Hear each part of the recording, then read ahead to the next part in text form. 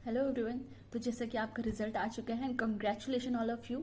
तो अब हम बात करेंगे काउंसलिंग की। जो मैंने बताया था कि काउंसलिंग प्रोसीजर की बात करेंगे। तो यहाँ पर दो टाइप की काउंसलिंग होती है, एक होती है all India counselling and state counselling. And MBBS and BDS सबके लिए एक ही काउंसलिंग होगी। तो अपन स्टार्ट करते हैं ऑल इंडिया काउंसलिंग से कि वो कैसे हो रही है। एक वेबसाइट है mcc.nic.in जिसपे ऑल इंडिया काउंसलिंग होती है और उसमें काउंसलिंग से रिलेटेड सारी इन्फॉर्मेशन है। तो जैसा कि आपका रिजल्ट आ गया है तो आपको विजिट कर लेना चाहिए इस वेबसाइट को। ऑल इंडिया काउंसलिंग में क्या होता है कि जो टोटल कॉलेजेस हैं, गवर्नमेंट कॉलेजेस हैं, उनका 15% जो सीट्स हैं वो ऑल इंडिया कोटा से भरी जाएंगी। यानी कि हर मतलब कोई भी एलिजिबल हो सकता है। तो अब जब फॉर्म भरोगे, रजिस्ट्रेशन करोगे उसमें, तो आप एक ऑप्शन चूज करोगे ऑल इंडिया काउंसलिंग का। उसमें क्या होगा कि आपको सारे वो कॉलेजेस आ जाएंगे जिसमें ऑल इंडिया में काउंसलिंग के लिए एलिजिबल है। जैसे कि 2022 में 319 कॉलेजेस एलिजिबल थे, 7000 टोटल सीट्स थी 2022 में जो ऑल इंडिया काउंसलिंग से फिलअप हुई थी। तो आपके लिए एक गुड न्यूज़ कि 2023 में ये कॉलेजेस जो पिछले साल 319 थे वो इस साल 330 प्लस हो चुके हैं। तो ऑब्वियस सी बात है ऑल इंडिया काउंसलिंग में आपकी सीट्स ज़्यादा होंगी थोड़ी सी। Now we will talk about second option all India counselling से रिलेटेड। जैसे कि उसमें आपको पता है कि सॉरी, एम्स कॉलेजेस की जो काउंसलिंग है वो भी सेम ही एक ही काउंसलिंग है, अलग से एम कॉलेजेस की कोई अलग से काउंसलिंग नहीं हो रही है। तो एम कॉलेजेस कितने हैं? 20 कॉलेजेस हैं। All India institute of medical science 20 college हैं और टोटल सीट्स जो हैं 2169 है। तो इसमें स्टेट्स के लिए भी कुछ सीट्स जाती हैं। जैसे कि जो दिल्ली में एम्स है तो स्टेट कोटा के अंदर भी कुछ सीट्स चले जाएंगे उसमें। सेंट्रल इंस्टीट्यूट है पर स्टेट कोटा के अंदर भी कुछ सीट्स चले जाती हैं उसमें। तो फिर आपको ऑल इंडिया सीट से 15% सीट ही अवेलेबल रहती हैं उसमें भी। तो इम्पॉर्टेंट बात यह है कि जब आप रजिस्ट्रेशन कर रहे हैं mcc.nic.in पर, तब आप टिक करेंगे उसमें कि आप एम्स मतलब एम कॉलेज आपको चाहिए, इसलिए आप उस पर क्लिक करना होगा। अगर आप नहीं करते हैं तो आपकी कितनी भी अच्छी रैंक होगी आप उस कॉलेज के लिए एलिजिबल नहीं होते हैं। एंड थर्ड ऑप्शन है जिपमर। तो उसके दो कैंपस हैं पूरे, एक पहला है पौंडीचेरी में, दूसरा है कार्यकाल में। और दो टोटल जो सीट्स है ना वो 249 है। इसमें इंटरनल स्टेट कोटा भी इंक्लूडेड है। ऐसा सिर्फ ये नहीं है कि सिर्फ 15% कोटा में 249 सीट्स आ रही है। इंटरनल स्टेट कोटा मिला करके 249 सीट्स हैं टोटल दो कैंपस में। आपको जिपमर के लिए भी अलग से टिक करना पड़ेगा। अगर आप ऐसा नहीं करते हो तो आप फिर से एलिजिबल नहीं होते हो उस कॉलेज पर्टिकुलर कॉलेजेस के लिए। फिर आते हैं फोर्थ नंबर पे ESIC, employ state incorporation insurance corporation medical colleges होते हैं। इनके लिए आपको अलग से कोई रजिस्ट्रेशन नहीं करना होता है, बाकी वो सारे कॉलेजेस इसके अंडर ही आते हैं। तो उसमें 15% कोटा एलिजिबल है और सारे कॉलेजेस आते हैं। तो उसमें आपको अलग से कुछ टिक नहीं करना, जैसे कि आपको एम्स और जिपमर में करना था। इतना सब रजिस्ट्रेशन करने के बाद हम बात करते हैं जो सेंट्रल इंस्टीट्यूट है, जैसे कि बनारस BHU के बारे में आपने देखा हुआ है और एक जामिया मेडिकल कॉलेज करके है। तो ये दोनों एक सेंट्रल इंस्टीट्यूट है, आपको इनके बारे में बता देती हूँ मैं अभी। तो BHU बनारस हिंदू यूनिवर्सिटी एक top most well known college है। अगर कोई स्टूडेंट्स इसको टारगेट करते हैं तो उनको टिक करना पड़ेगा काउंसलिंग के टाइम पर BHU को। और जामिया यूनिवर्सिटी के लिए भी आपको टिक करना पड़ता है। एक और ऑप्शन आता है दिल्ली यूनिवर्सिटी। इसमें क्या होता है ना कि अगर आपने 10th और 12th दिल्ली से किया हुआ है तो एक प्लस पॉइंट ये है कि आप वहाँ के स्टेट काउंसलिंग के लिए एलिजिबल हो जाते हैं। और हर स्टेट की तरह दिल्ली अलग से अपना स्टेट काउंसलिंग नहीं कंडक्ट करवाती है। तो आपको ऑल इंडिया काउंसलिंग के टाइम पर ही उसमें टेक करना होता है, तो आप उसके लिए एलिजिबल होते हैं और वहाँ की सीट्स आप अवेल कर सकते हैं। यानी कि 15% कोटा के अलावा जो 85% कोटा है ना, आप उसके लिए भी एलिजिबल हो सकते हैं। दिल्ली यूनिवर्सिटी के जो कॉलेजेस हैं जैसे कि Maulana Azad medical college, UCMS medical college and Lady Hardinge medical college, तो इनके लिए कोई अलग से आपकी स्टेट काउंसलिंग नहीं होगी।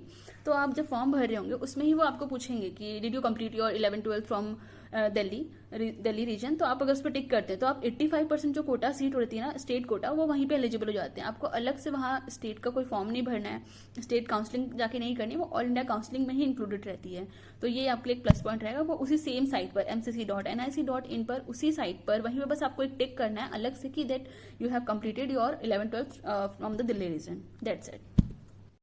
इसके अलावा एक इंद्रप्रस्थ यूनिवर्सिटी होती है जिसके अंडर कुछ कॉलेजेस आते हैं, जैसे कि वर्धमान महावीर मेडिकल कॉलेज आता है, Atal Bihari Vajpayee institute of medical sciences आते हैं, doctor RML hospital, North Delhi Municipal Corporation, Hindu Rao hospital New Delhi, इतने कॉलेजेस भी इसके अंडर आते हैं। और एक और है army college of medical science. तो इनकी भी 15% कोटा सीट्स तो आपकी उसी से भर रही है। ऑल इंडिया 15% जो कोटा सीट्स हैं उसी ऑल इंडिया काउंसलिंग से भर रही है। उसके बाद भी जिन्होंने दिल्ली से 11th-12th पढ़ा हुआ है तो वो भी इन सीट्स के लिए भी एलिजिबल हो सकते हैं। तो ये प्लस पॉइंट है। उसके बाद एक लास्ट ऑप्शन बचता है डीम्ड यूनिवर्सिटीज का। तो जब आप ऑल इंडिया काउंसलिंग के लिए रजिस्ट्रेशन करते हैं तो उसमें एक आपका ना कुछ सिक्योरिटी अमाउंट पे करना होता है आपको। तो वो अप्रॉक्स होता है 10,000 प्लस 1,000 जो कि रजिस्ट्रेशन फीस होती है। तो वो ये सब किसके लिए एलिजिबल है? एम्स, जिपमर, सेंट्रल इंस्टीट्यूट्स के लिए, जैसे कि दिल्ली यूनिवर्सिटी के लिए, और जितनी भी ऑल इंडिया सीट्स 15% कोटा में आती है उनके लिए। लेकिन यही जब आप डीम्ड यूनिवर्सिटी के लिए भरते हैं तो आपको जो अमाउंट पे करना होता है वो 2 लाख प्लस 10,000 रहता है। 10,000 यहाँ पे रजिस्ट्रेशन फीस होती है, और वो कैटेगरी वाइज जो SC/ST होते हैं उनके लिए 5,000 रजिस्ट्रेशन फीस होती है, पर वो 2 लाख अमाउंट सेम रहता है। जो रजिस्ट्रेशन फीस होती है वो तो नॉन रिफंडेबल है आपकी, पर जो सिक्योरिटी अमाउंट बाकी लिया गया है ना वो रिफंडेबल होता है, बस कुछ टर्म्स एंड कंडीशंस रहते हैं जो कि मैं आपको बताती हूँ अभी। टोटल डीम्ड यूनिवर्सिटीज़ हैं वो है 50, ठीक है, और लास्ट ईयर 49 थी, तो टोटल सीट्स 9,500 आती है। तो जिस भी स्टूडेंट से अपने मार्क्स कैलकुलेट कर लिया और उसको आइडिया लग गया है कि वो गवर्नमेंट कॉलेजेस के सीट्स मतलब रेंज में नहीं आ रहा है, and he can afford the fees of the private colleges also, तो उनको डेफिनेटली इस पर टिक कर देना चाहिए, क्योंकि आप एक साल और ड्रॉप लेना ये स्टूपिडिटी है। Don't drop any more years. तो उसके बाद आपको यहाँ पे टिक कर देना है, और बस इसके रजिस्ट्रेशन के तुरंत बाद ही आपको फीस पेमेंट करना होता है। सबसे बड़ी बात ये है। रजिस्ट्रेशन के बाद जब काउंसलिंग ओपन होती है तो आपको एक प्रायोरिटी ऑर्डर पर अपने कॉलेजेस के नाम सेलेक्ट करने होते हैं। तो प्रायोरिटी वाइज अगर आपने फर्स्ट प्रायोरिटी किसी बेकार कॉलेज को डाल दिया और सेकंड प्रायोरिटी किसी अच्छे कॉलेज को है, तो जो बेकार प्रायोरिटी फर्स्ट पर है ना वही कॉलेज आपको पहले अलॉट होगा। सेकंड कॉलेज अच्छा है तो अलॉट नहीं होगा, इसलिए आपको प्रायोरिटी वाइज ही डालना है, उस हिसाब से आपको कॉलेज मिलेगा। फिर आप उसमें अलॉटमेंट होने के बाद फिर वहाँ आपको जाना होता है एक बार, मतलब अपनी रजिस्ट्रेशन मतलब एडमिशन प्रोसेस के लिए जाना पड़ता है वहाँ पर। तो अगर आपको पर्टिकुलर कॉलेज चाहिए ही तो आप लास्ट मॉपअप राउंड तक तो एटलीस्ट वेट करना ही चाहिए कि हाँ मतलब उस कॉलेज में सीट रहनी चाहिए। लेकिन अगर आपको लगता है कि लास्ट तक उस कॉलेज में सीट नहीं बचेगी या फिर जो भी सीट आपको मिल रही है वो बेटर है, तो आप तुरंत उसको ले लो। ये वेट मत करो कि हाँ लास्ट में आपको चाहिए वहाँ पे खाली हो जाएगी। अपग्रेडेशन के लिए भी आप जा ही सकते हो, तो डोंट वेट। नाउ बात करते हैं एक और ऑप्शन की, ऑल इंडिया काउंसलिंग से arm force medical science Pune की, ठीक है। तो इसमें एक ऑप्शन ये है कि इसमें सबसे प्लस पॉइंट ये है कि आप ना इसको आर्मी से करते हैं, ठीक है। तो यहाँ पे सिर्फ ये नहीं है, ये क्राइटेरिया नहीं होता कि आपके मार्क्स आ गए और आप सेलेक्ट हो गए। यहाँ पे बहुत सारी चीजें भी आपको करनी होती है। वहाँ पे जाके एप्टीट्यूड टेस्ट भी होता है, इंटरव्यू होता है आपका, उसके बाद जाके एक मेरिट लिस्ट निकलती है, उसके बेसिस पे आप सेलेक्ट होते हो वहाँ पर। तो इम्पोर्टेंट बात ये है कि वहाँ पे आप सिलेक्शन होने के बाद अपने पास से पढ़ाई करी तो आपको एक शॉर्ट कमीशन सर्विस देनी पड़ती है आर्मी में ही। तो और जो कि कंपलसरी प्रोसेस है। अगर आप ऐसा नहीं करते तो आपको 63 लाख रुपीस पे करने पड़ेंगे एज अ बॉन्ड वहाँ पर, कि मतलब आप बॉन्ड नहीं करना चाहते हो, 7 साल की जो सर्विस है वो नहीं देना चाहते हैं। बस के बाद 7 साल शॉर्ट कमीशन करना ही पड़ता है आपको आर्मी में। अगर आप ऐसा नहीं करते हो तो आपको पेमेंट करनी ही पड़ेगी। FMC में टोटल नंबर ऑफ सीट्स 145 है, जिसमें से 115 सीट्स बॉयज़ के लिए हैं एंड बाकी 30 सीट्स गर्ल्स के लिए होती हैं। और दोनों का कट ऑफ भी गर्ल्स का थोड़ा ज़्यादा ही जाता है कंपेरेटिवली हर ईयर, बॉयज़ का थोड़ा ठीक ठीक जाता है। लेकिन वहाँ पर आपको सिर्फ मार्क्स पे के बेसिस पे एडमिशन नहीं मिलेगा, बाकी बहुत सी चीज़ कंसिडर करते हैं, एप्टीट्यूड टेस्ट और इंटरव्यू, तो काफ़ी चीज़ें हैं वहाँ पर। तो मैं आपको लास्ट ईयर का डेटा देती हूँ कि लास्ट ईयर 1700 पेशेंट मतलब 1700 जो कैंडिडेट थे ना उनकी लिस्ट प्रोवाइड करी गई थी। मतलब FMC ने 1700 कैंडिडेट्स को बुलाया था वहाँ पे स्क्रीनिंग के लिए। सीट्स तो 145 ही हैं। उसके बाद वहाँ पे मैथ्स टेस्ट हुआ, इंग्लिश के लिए कुछ टेस्ट होता है, सोशियोलॉजिकल टेस्ट होते हैं, इंटरव्यू होता ही है वहाँ पर।